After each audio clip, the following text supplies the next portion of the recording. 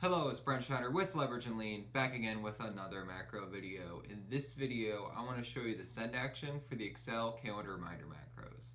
Let's see it in action.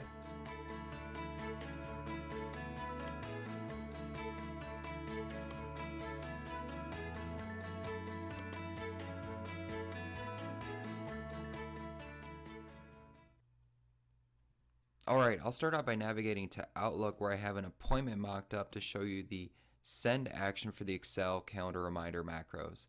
The first thing you're going to want to make sure is set up is your Excel category. It's really looking to the title, the text matters, because this macro is looking for appointments with the Excel category and then referencing the subject line.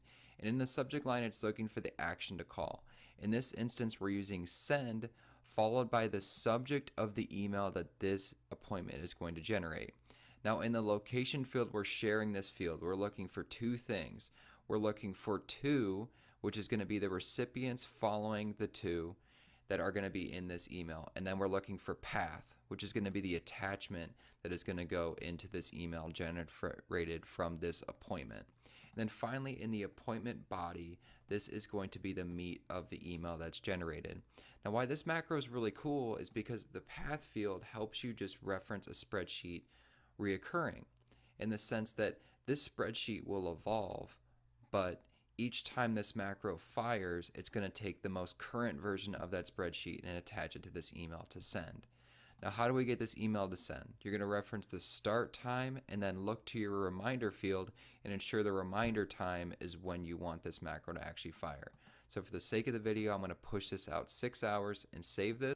And once that calendar reminder fires, an email will pop up. As you can see here, it's going to have the recipient that I indicated in the location field followed by to. It's going to have the subject I indicated in the subject field followed by send, and then the attachment that I had in the path of the location field. And finally, the body of the email is the appointment body as well.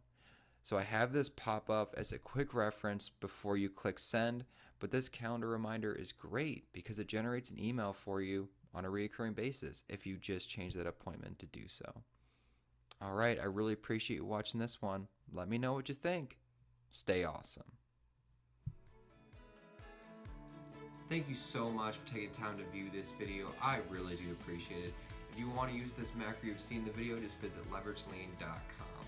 If you could do me another big favor, please subscribe to stay up to date on any new videos that I'm posting. Like us on Facebook, follow us on Twitter, connect with us on LinkedIn, check us out on Instagram. Stay awesome.